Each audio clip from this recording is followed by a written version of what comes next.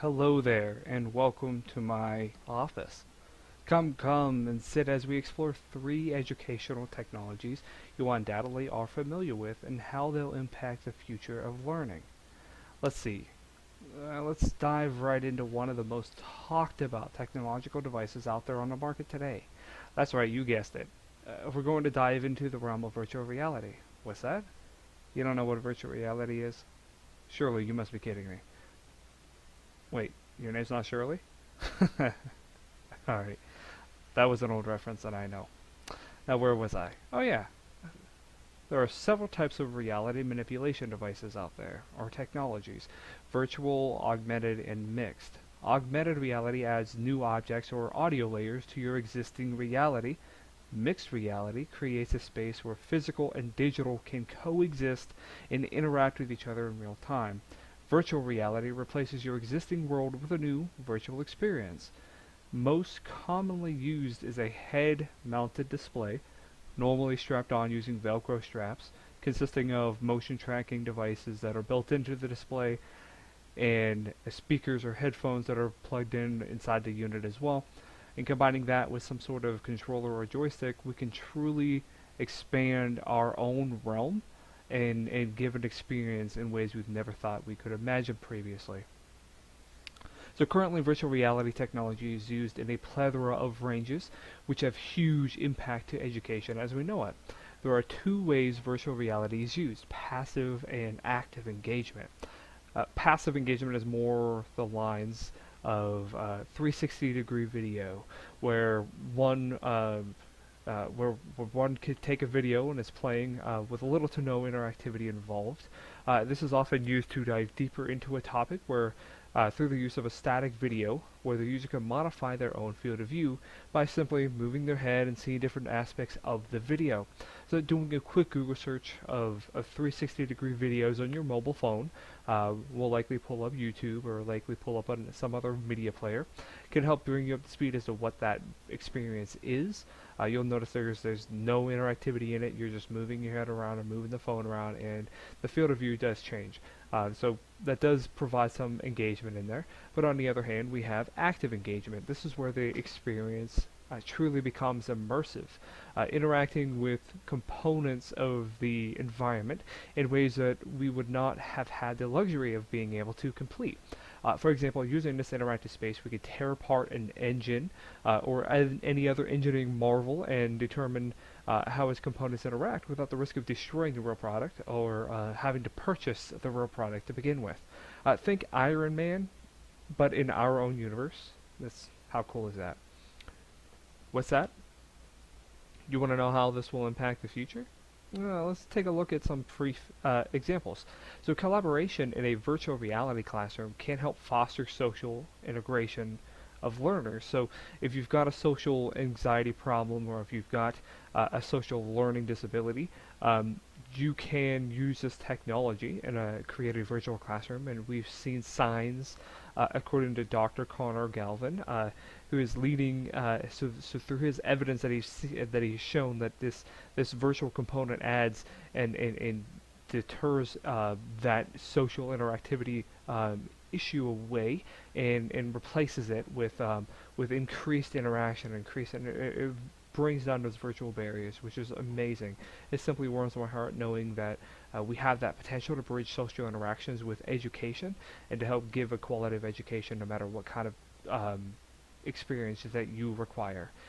In virtual reality, we're able to create things that are not possible in reality. So we can recreate history lessons in real time where the students can interact and witness events. So can you imagine what it would be like to be in the room when the Declaration of Independence was signed by George Jefferson? Oh, wait, wrong Jefferson? See, I would not have gotten that wrong if I had this amazing experience brought forth through virtual reality. So speaking of virtual reality, another educational technology on the rise is online higher education. Online higher education is essentially taking your educational experience online. In fact, online education is how I'm receiving my own information science technology degree through Penn State Online World Campus. So All interactivity with your professors, your peers, and even the course material are all accessible through your computer. There are three major requirements to delve uh, into this form of education. So you need a computer, you need access to high-speed internet, and you need basic computer literacy. So while these seem obvious to maybe our younger audience, but some of those that are less fortunate, and a lot of our adult peers may not have this skill required to be successful in this education platform. If the educational content is the same, so what's different? Why would I include virtual complexities over traditional methods?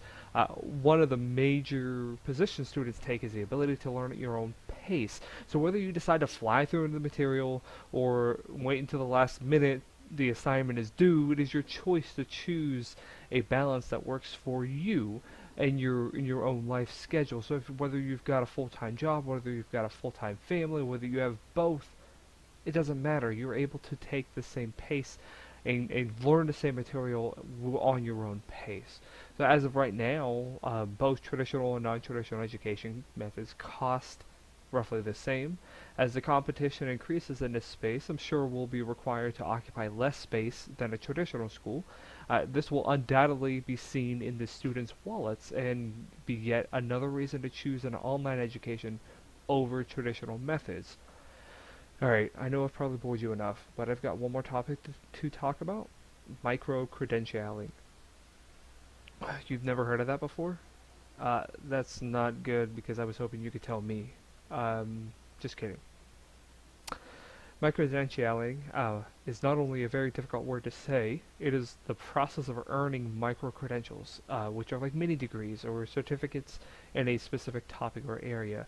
They could be very broad, such as machine learning, or as specific as using data to differentiate instructions for ELL students. I'm not sure how you can get any more specific than that. Why would this exist in a society where college education is the standard? The micro-credentialing exists because the college education is the standard. So we place so much emphasis on an education where which requires such a large time commitment and effort, where most individuals use less than 30% of the knowledge they've received in this time frame, which is crazy. Micro-credentialing is replaces the traditional diploma with certificates, with achievements or the like, which in turn provides valid evidence that I have the skills, that you have the skills required to perform this task. Think about it as a new form of trade school, per se. So instead of going to trade school to learn how to be a welder so you can learn how to weld things, you could take that knowledge and you could apply it across multiple careers. The same thing with mechanic. You learn how to be a mechanic and you get the mindset and aptitude for it. Then you can go do mechanical work everywhere. So you go to school to learn a very specific skill set. So this new education method is the future competitor to the traditional education, or even the non-traditional education as well. So if we're going to take our criteria for our college education and just take traditional methods and throw them online and figure out how we can make it work, this is going to be the competitor, the right direct competitor, because this is going to work for those individuals that don't require or don't want that type of long-term commitment or effort level that is required in a college education. So with a platform that is competency-based, that is on-demand, that is personalized, and has the ability to be shareable across platform, where can this go wrong? So, while I know I've talked a lot, so that's all I have for now. So I hope you've learned a thing or two or three. Hang on. You weren't sleeping, were you? That's alright. I'll just start from the beginning. Hello there, and welcome to my laboratory. Nah, I'm just kidding. Thank you, and have a good night.